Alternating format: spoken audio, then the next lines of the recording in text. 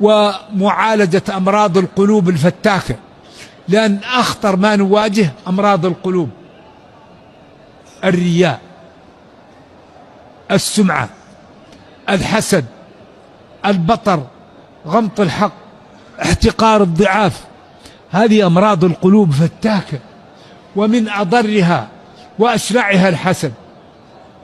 لا يوجد ذنب مثل الحسد، أعوذ بالله، لأن صاحبه كأنه مظلوم وهو ظالم ويعترض على الله.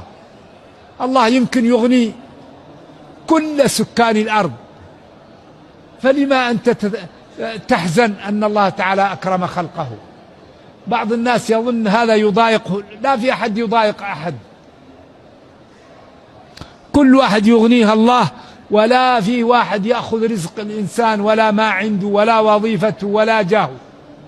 فأنت إذا حسدت أخاك تعترض على الله، وهذا ذنب عظيم وذميم.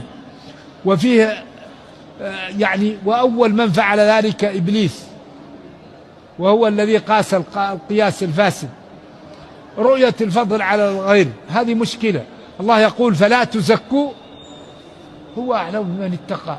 الإنسان بدايته ما لا ونهايته ما لا، وهو بين ذلك ما لا يحمل، فبأي شيء تتكبر؟